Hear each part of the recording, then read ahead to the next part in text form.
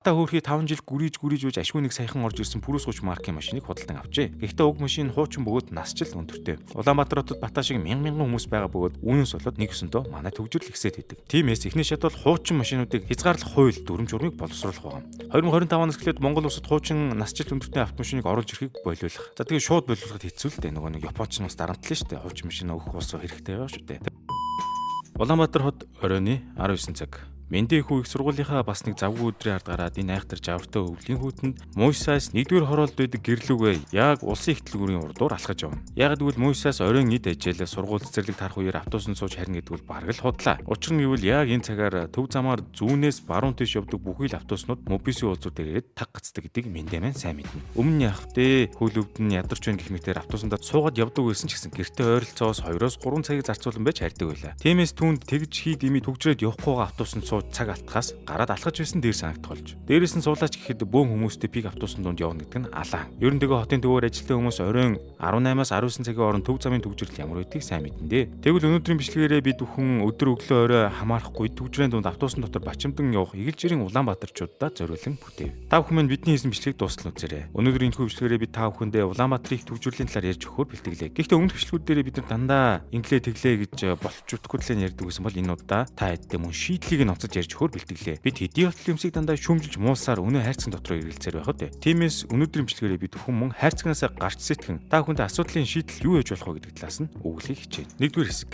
Бид хэр удаан амьдрах вэ? Гол сэдв рүүгээ орохоос өмнө эхлээд хэдүүлээ дундаж наслалтын талаар бодож үзье. Монгол хүн амьдралаа дунджаар 71.5 наслалтаа гэжээ. Тэгвэл Улаанбаатарчуудын хувьд энэ дундаж наслалт нь хэд байх вэ? Хэдүүлээ багахан тооцооллыг хийж үзье. Улаанбаатар хотод амьдарч байгаа хүний хувьд дундаж наслалт нь арай өөр гэдэг. Учир нь гэвэл Улаанбаатар хотод маш олон асуудлууд бидний төрхөөс заягдсан эрүүл аюулгүй орчинд аж төрөх эрхийг мань хаан богдуулаад байдаг шүү дээ. Эдгээрээс дурдах юм бол мэдээж агарын бохирдол буюу утаа, стресс, хөрсний бохирдлгээд дурдаад ивэл дуусахгүй. За юун түрүүнд хэдүүлээ эхлээд утаагаа оруулъя. Улаанбаатар хот бол дэлхийн хамгийн их агарын бохирдолтой хотуудын нэг. Тиймээс үүнээс болоод бидний дундаж наслалт ойролцоогоор 4 жилээр багасах магадлалтай болдог. Харин дараагийнх нь хөрсний бохирдол. Эдгээр хөрсний бохирдол шууд дундаж наслалтанд нөлөөлөхгүйч түүнээс үүдэх хавдар төвчин, унтны усны бохирдол ба хорт хавдар зэргийг оруулаад үзвэл 1-2 жилийг бидний дундаж наслалтаас хасаж байгаа. За дараагийнх нь мэдээж нийгэмд байгаа маш өндөр стресс. Уг стресс нь маш олон хүчин зүйлийн улмаас үүсэж байгаа учраас бид бараг дурдах шаардлага байхгүй. Тэгвэл байнгын стресстэй явдгийн улмаас Улаанбаатарчуудын зүрх судасны өвчлөлд өртөмтгий болж дархлаа унаж, сэтгэл санаагаар унах, депресд орох гэх мэт эрсдлүүд улам нэмэгдэж байдаг. Тиймээс үүнээс болоод бидний дундаж наслалт дахиад 2-3 жилээр багасж байгаа. Ингээд нийтдээ Улаанбаатар хотод амьдардаг доржийн дундаж наслалт нь өдөр тутамдаа тулгардаг саад бэрхшээл асуудал зэрэгс үүдээд нийтдээ 8 жилээр багасж Улаанбаатар хотын иргэн амьдралдаа 63-аас 64 орчим наслдаг болж таарч байгаа юм шүү дээ. Магадлалаар энэ бол зөвхөн хар ухаанаар гаргасан тооцоо юм шүү. Улаанбаатар хотод байгаа хүмүүс тэгвэл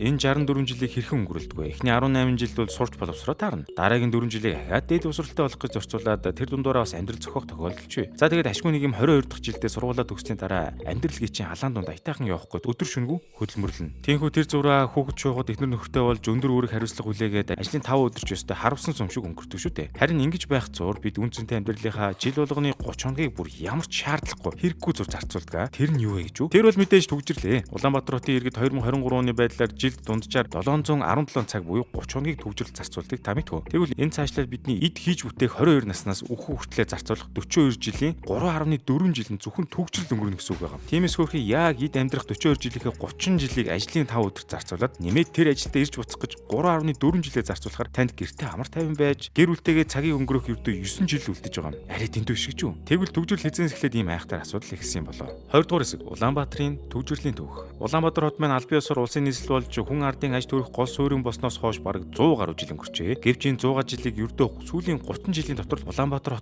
хотод ийм юм тохиолдож нэг л мэтгэд агааруудаа газар төгжрөл биднээс салхаа болов. Тиймээс хэдүүлээ төгжрлээ арай ойр буюу 2012 оны замын нөхцөл байдлын түүхээс эхэлцгээе. 2012 онд Улаанбаатар хотод нийтдээ бүртгэлтэй 367 мянга гаруй тээврийн хэрэгсэл байдаг байв. Тэр үед төгжрөл арайч одоогийн төвшөндөө хүрээгүй байсан цаг үе юм. Зөвхөн цагаан сарын үеэр л Улаанбаатарчууд бие биедээ очиж золлохоор явах үед л багахан хэмжээний төгжрөл үүсдэг байсан цаг шүү дээ. Харин үүнээс ердөө 4 жил өнгөрч 2016 он болоход автомашины тоо 487 мянга болж нэмэгдсэн байна. Эндээс л бид Улаанбаатар хотын төвийн хэсэгт Мерсер төгжрийг мэдэрч эхлэх болов. Ингээд дахин 4 жил өнгөрч 2020 он болоход Улаанбаатар хот дахь нийтийн тээврийн хэрэгслийн тоо үлэмж хэмжээгээр өсөж өсөж 615 мянга гаруй болов. Энэхүү төгжрөл бидний амьдралд утгаараа морилон ирсэн ажээ. 2024 он буюу дөнгөж жилийн өмнөх тооцоогоор Улаанбаатар хотод нийтдээ 785 мянга гаруй тээврийн хэрэгсэл бүртгэгдэж. Тэгвэл энэ тоо хэмжээ ирээдүйд жулам нэмэгдэх хандлагатай байгаа бөгөөд зөвхөн энэ он гэхэд 830-аас 940 мянга гаруй болох төлөв ажиглагдаж байна. Тэгвэл яагаад машин нэмэгдэх тусам төгжрөл ихсээд байгаа юм болоо? Улаанбаатар хотод хүн болгоны зоовсон төгжрөл нь дараах шалтгаануудаас болон үүсдэг. Нэгт бол тээврийн хэрэгслийн тоо. Сүүлийн 10 жил Улаанбаатар хотын нийт авто замын сүлжээ дөнгөж 19% орчмоор нэмэгдсэн байна. Гэвч тээврийн хэрэгслийн тоо анх байсан 367 мянгаас 2.8 дахин өссөн байдаг. Тэгвэл хамгийн ихний шалтгаан бол бид тээврийн хэрэгслийн хэмжээ хэмээн харж байна. Хоёрт бол нэгдсэн төлөвлөлт. Улаанбаатар хот ганцхан томхон өргөнжлөлттэй. Тэр бол мэдээж инх тайвны өргөнжлөө. Инх тайвны өргөнжлөө бол нийт 17.7 км урттай Улаанбаатар хотын хамгийн их багтаамжтай зам билээ. Энэхүү зам нь хамгийн анх 1950 онд баригдсанаас авахгүйд хамгийн сүүл 2010 оны үед иж бүрнээр нь засвар шинжилгээ ажил хийгдэж байсан. Харин түүний хүртэл Улаанбаатар хот дотор ахин ийм төрлийн их багтаамжтай зам тавигдаагүй лээ. Яг нь хөшгтийн хөндөй ба аймагуудын төвийн замыг дурдж болгоч зөвхөн хот дотор гэдэг утгаар нь хэлж байгаа юм. Хэдий өнөөдрийн байдлаар Улаанбаатар хотын захиргаанаас туулгуулыг дагсан хурдны замыг байгуулах тухай төлөвлөж байгааж энэ зам ашиглалтанд орж төгжрлийг багасгах нь хүртэл тодорхой хэмжээний хугацаа шаардах учраас яг өнөө маргааштай хэрэгжих нь юу л бол. Тиймээс хоёр дахь шалтгааныг бид замын системийн хангалтгүй төлөвлөлтөөс харж болно. Гуравт олддоггүй зогсоол. Заримдаа бид төв замаар ч юм уу хот дотор аль нэг замаар явж байгаад нэгдүгээр игнэнтэй хэнийгчгүй машинаа тавьж хамаагүй амтны зам хааснаас болоод төгжрөл үүссэн тохиолдлууд бишүүл тааралддаг. Гэвч тэр хүмүүс тэнд 50-гээ тавьгүй юм шүү дээ. Жишээ нь хүн амын хамгийн их зорчиж ажиллаа амжилтдаг хотын төвийн бүсийг л аваад үзэхэд дөнгөж 62057 ширхэг автомашинд хүрэлцгүүц 178 га талбайд автомашин зогсоол байдаг гэж. Гэтэл манай очин дор хаяж үүнээс 10 дахин их машинтай шүү дээ. Ятаж байхад нэг жолоочны дунджаар 10-аас 15 минутыг зогсоол яхад зарцуулдаг гэдэг байгаа. Тийм байхад нэгдүгээр игнэд машинаа тавьдаг хүмүүсийг нэг ёсонтой шууд буруутгах аргагүй юм да. Тиймээс зогсоолын хүрэлцээ дутмаг байдгаас үүдэж манай хотод тодорхой хэмжээгээр төгжрөл үүсдэг байна. За дөрөвдүгээр шалтгаан гэвэл төмөр замын гарам. За энийг ярингууд бараг л өстэй толгойч харж магадгүй. Дээр үе 5 шар ба хуучин олимпийн гүр байдаггүй байхад олимпийн зам дээр Дүнжин гарын уулзар дээр 3 алдартай төмөр замын гарам байдаг. Тиймээс Улаанбаатар хотын дунд ганцхан төмөр замаар галт тэрэг явж өнгөрөх үед өнөө 3 гармууч ээж дараалан хаагдаад баахан төгжрөө өсдөг байлаа. Хэдий сүүлийн жилүүдэд олимпийн гүр баригдаж 5 шарын нүхэн гарт нэгдсэн Дүнжин гарын төмөр замын гарам хэвээр л байсаар. Зүүн дөрвөн замаас доошоо Дүнжин гарын уулзар хүртэлх төгжрөнд 50 нэмрээ оруулсаар л байгаа. Ингээд Улаанбаатар хотын төгжрлийг үүсгэх сүүлийн 5 дахь шалтгаан бол зам эсвэл машины тоотой холбоотой биш бидэнтэй холбоотой асуудал юм. Энэ бол жолоочийн ухамсар хариуцлага байлаа. Улаанбаатар хотод 2023 гэтэл 25 мянга гаруй зам тээврийн осол бүртгэгдэж байж. Харин дөнгөж 2024 оны эхний 9 сарын байдлаар 21485 зам тээврийн осол бүртгэгдсэн байна. Энэ бүхний шалтгааныг мэдээж цэвэр жолоочийн буруу хэмээн ярих нь буруу гэж магадгүй л дээ. Гэхдээ л 2020 онд Улаанбаатар хотод бүртгэгдсэн зам тээврийн ослуудын 97.6% нь жолоочийн буруугаас шалтгаалсан гэдгийг дурдхан зөв байх. Жишээ нь өглөөний юм уу оройн эд замын ачааллын цагаар хоёр машин хоорондоо шүрэлцэх баг зэрэг мөрөлд зэргээс болж 10-аас 20 минутаас эхлүүлээд бүтэн цаг тэр газартаа хөдөлгөөн зогсох тохиолдол байдаг шүү дээ. Түүнээс үүдэж машинууд ирэх гэж бөө юм болж баахан төгжрөл үүсгэж хайдаг. Тэгвэл ингэж зам тээврийн ослог гарах болгонд автомашинуудын зорчих хурд багасаж замын хөдөлгөөнийг хааж хөдөлгөөний урсгалыг сааруулдаг байна. Дээрээс нь манайхан чинь хаяада зам дээр гэвийн тогтсон хөдөлгөөн хийж хаа байсан 1-р игнээс 3-р игнээ хүртэл үржилсэн цагаан шумаа давж орох зэргээр замын хөдөлгөөний дөрвийг мерсээр зөрчдөгч төгжрөл үүсгэхтэй цаашгүй холбоотой юм. Харин бүртгэгдээгүй нь хэрэг байдаг бол доо. Хэдийгээр автобусын тухайд бол гинтийн байдлаар тохиолддог боловч өмнөх дурдсан жишгээр дүрм зөрчин явах нь Улаанбаатар хотын замын ажлыг тодорхой хэмжээгээр нэмэгдүүлдэг. Тиймээс би болж ивэл бусны хамаагүй гэсэн хандлагатай цөөн хөдөн жолооч нарын ухамсаргүй үйлдэлээс болоод бид бүхэн төгжиж хувирах гэж үү. Тэгвэл ирээдүйд төгжрөл хэрхэн дордох вэ? Хэрвээ бид одоо ямар нэгэн зохицуулт хийлгүй 2040 он хүртэл явбал Улаанбаатар хотын замаар зорчих дундаж хугацаа доорх байдлаар нэмэгдэж болзошгүй байна. Жишээ нь 2025 онд эд ачааллын үеэр төгжрөлтэй замаар нэг машин 8 цагийн км хурдтайгаар зорчдог. Тиймээс автомашины тоо улам ихээр өсөн нэмэгдсэн байвал энэ хэмжээ 2030 онд 5 км цаг болж буурах төлөвийг ойр үед ийгдсэн судалгаанууд харуулж байгаа. За тэгээд энэ хэрчээрээ явсаар байвал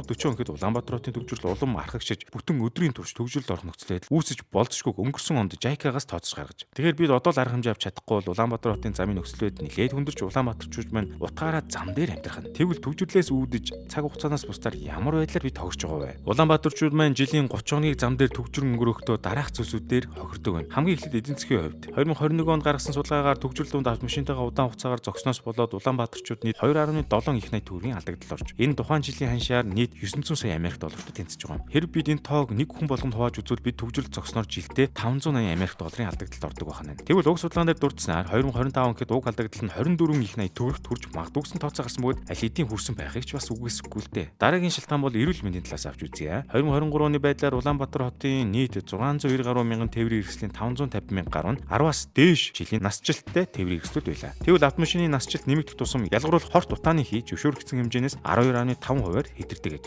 Тиймээс төгжрлээс ялгарх угаар нь биднийг утаанаас удахгүй хордуулдаг байна. Ингэж төгжрөл дунд ялзарч байгаа нь хорт хийнээс үүдэн хүний эрүүл мэндэд 20 гаруй төрлийн эрүүл мэндийн шинж тэмдэг илэрдэг ба үүнд ахмад астан, няраа нөхөд ба эрүүл мэндийн хувьд эмзэг бүлгийн хамгийн ихээр өртдөг гэж. Харин байгаль орчны талаас төгжрөл хэрхэн нөлөө үзүүлж байгаа вэ? Төгжрөл нь байгаль орчны хүлэмжийнхээ ялгаруулж их хэмжээгээр дуу шуугианы бохирдол үүсгдэг ба мөн ашиглалтын явцад үүсэх хаягдлаас үүдээд ихээхэн хэмжээний хор хөнөөл учруулдаг. Жишээ нь Улаанбаатар хотын дуу чимээний бохирдлын 60% тээврийн хэрэгсэл үүсгэдэг. Энэ машины ялгаруулах чанга дуу чимээг хэлээд байгаа юм шүү дээ. Тэр нөгөө хэдэн мотоциклч бас нэмэгдэх баг. Ийхүү чанга дуу чимээг удаан ялгаруулах нь цаашлаад хүний эрүүл мэндэд хүртэл нөлөөлдөг байна. Мөн машиныг ашиглах явцад нийт 27 орчим төрлийн хаягдал үүсдэг ба эдгээрт нь хуучин дугуй, аккумулятор, ашигласан тос, цэвэрлэгээний бодис агуулсан хумцар сав зэрэг зүйлс багтана. Энэ мэт төгжрөл нь байгаль орчин шууд замаар өөрийн гэсэн хор хөнөөлийг учруулдаг. Тэгвэл бид энэхүү төгжрлөөс хэрхэн салж чадах вэ? Дэлхийн хотууд эдгээрийг хэрхэн шийдэж байсан бэ? 3. Төгжрлийг нээх. Автозамын төгжрөл бол дангаз Улаанбаатар хотын тулгымцсан асуудал биш ээ. Дэлхийн ихэнх томоохон хүн ам шивүү суурсан хотуудад төгжрөл маш том толгой өвтгөн асуудал болж байсан түүх олон байдаг. Тэгвэл төгжрлийг дэлхийн хотууд хэрхэн шийдэж байсан бэ? Нэгт Сөүл хот. Сөүл хот бол 2004 онд нийтийн тээврийг хөгжүүлж дэлхийн хамгийн хямд нийтийн тээвртэй бас болжээ. Сөүл хот автобусны чиглэлүүдийг метроны системтэй уялдуулж нэгдсэн нийтийн тээврийн карт нэвтрүүлсэн иргэдэд нийтийн тээврээр үйлчлүүлэхэд хялбар болгож төгжрлийг бууруулахад том төлөв үзүүлсэн байна. Хоёрт бол Лос Анжелес хот.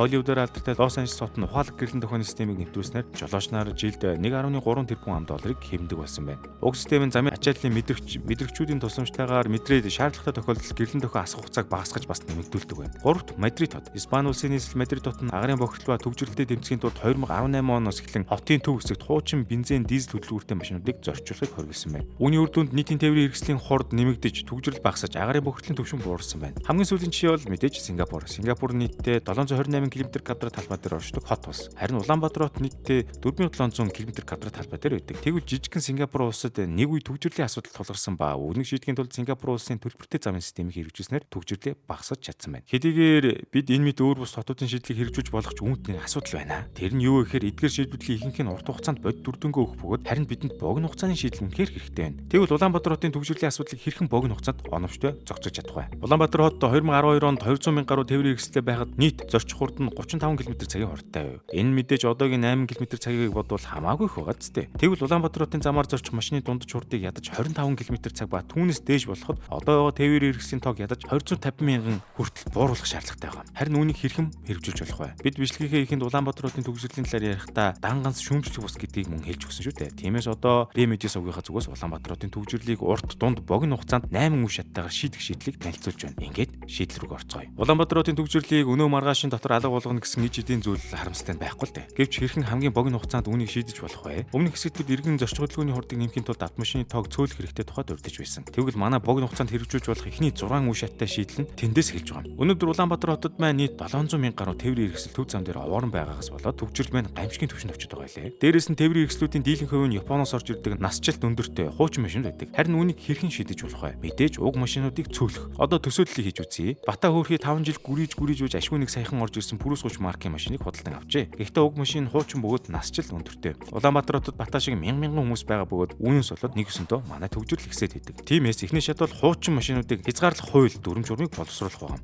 2025 оноос эхлээд Монгол улсад хуучин насжилт өндөртэй автомашиныг оруулж ирэхийг болиулах. За тэгээ шууд болиулахад хэцүү л дээ. Нөгөө нэг Японч нас дарамтлаа шүү дээ. Хуучин машин өгөх улсуу хэрэгтэй байгаа шүү дээ. Тэгээд одоогоо машинуудаа эрүүл мэнд байгаль орчин автозамын ачаалал үзүүлэх дарамтыг нь бодолцож үзээд өндөр давтар ногдуулна. Мөн уг автомашинууд эвдэрч гэмтвэл засвар үйлчлэгээ авахнаас жохон тодорхой хэмжээний торгуул тавьдаг болъё. Цаашлаад хуучин машинуудад шинээр улсын дугаар олохоо зогсооно. Ингэснээр бид нэн тэргүүнд хуучин машиныг оруулж ирэх ашиглах тал дээр хуулийн талаас нь зохицуулт хийж хуучин машины тоог хасдаггүй юм ахэд нэмэхгүй чадна. Гэхдээ энэ бол нэг өсөндөө хүний эрх зөрчиж байгаа үйлдэл шүү дээ. Хэрэг бид иргэн Бата дээр очивол Бата чинь зовж нэг машинтай хотол баахан хязгаарлалт татвар ороод ирвэл Бата минь хөөрхий шатаад боожгүй шүү дээ. Тийм болохоор бид Монголын бүх Бата нарын машин унах эрхэнд халдаж эдийн засгийн хувьд шатлалтанд орохоос сэргийж дараагийн шийдлийг танилцуулж байна. Энэ бол манай хоёр дахь шат буюу Батагийн хуучин машиныг зах зээлийн үнэлгээнээс давуулан худалдаж авах. Бата машина Changes 25 сая төгрөгөөр бөөр үр зээл болон авсан байна. Гэтэл хотын захиргаанаас гинтхэн Батагийн машина унах эрхийг хязгаарлаад айчив. Гэхдээ Батад оронд нь нэг сонголт өглөө. Тэр нь өөрийнхөө хуучин машиныг буцааж өндөрнөр зарах. Уг ажлыг эрхлэн явуулж буй газраас Батад өөрийнх нь машиныг буцаан 35-аас 40 сая төгрөгөөр худалдаж аваар болов. Ингэснээр Бата нэг өсөндөө хохирлгүй болох бөгөөд яг энэ зарчмаар жил болгон улсын төсвөөс мөнгө гаргуулж 80-аас 100 мянган автомашинуудыг худалдан авч бай. Харин эндээс дараагийн асуудал гарч ирэх нь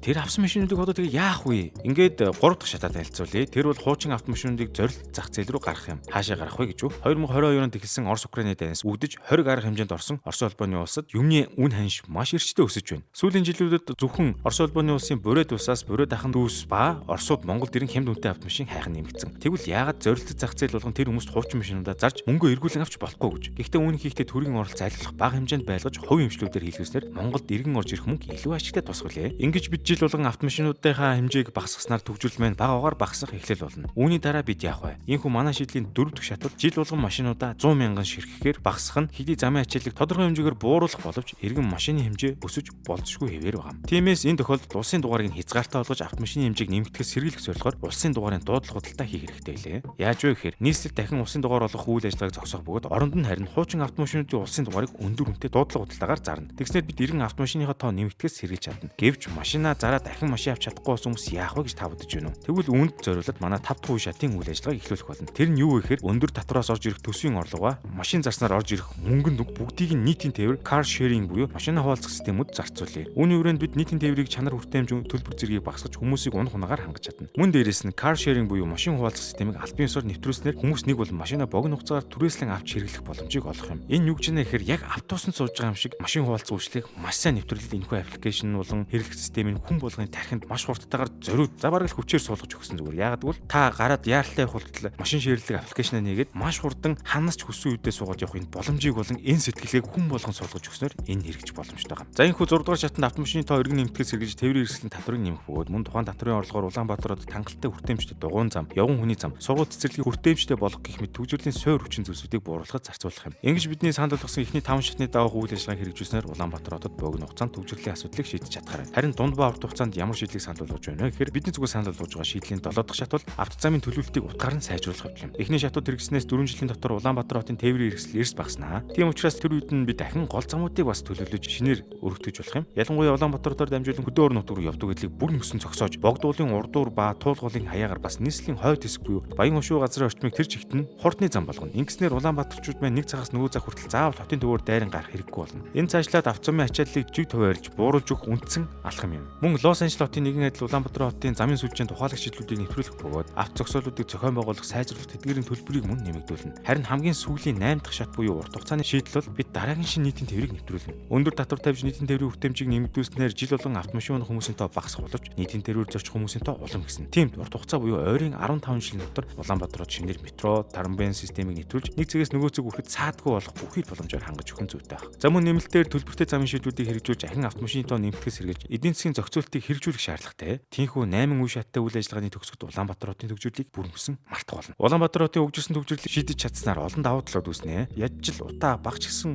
буурж нийслэлчүүдийн зам дээр өнгөрөөсөн бухимддаг хугацаа үлэм хэмжээгээр багасах байлээ. Мэндээ хүүж ахин сургуулиуд тараад алхахаа болсон бөгөөд тэр автобусандаа сууж харих болсноор өөр бусад зүйлстэй зарцуулах цаг ихсэж дахиад сургуулиасаа хоцроход төгжрээд гэсэн шалтгаан хэлхээ болгоны хөрхий. Ингээд Улаанбаатарчуудын дундаж насад нэмэгдэх бөгөөд өмнө бараг 8 жилээр хасагдсан таны амьдрал ээлтэй дэд үтсийн ачаар өдөр бүр алхаж дугуй унаж стресс багтаа болсноор таны насжилт нэмэгдэх сайхан үр дүн гарах нь. За ингээд бид юу н дараагийн дугааруудаа энэ мэд Улаанбаатар хот Монгол улсад тулгамдаад байгаа асуудлыг илүү шийдэлтэй онцолж ярих бөгөөд та бүхэн минь хүлээж байгаарай.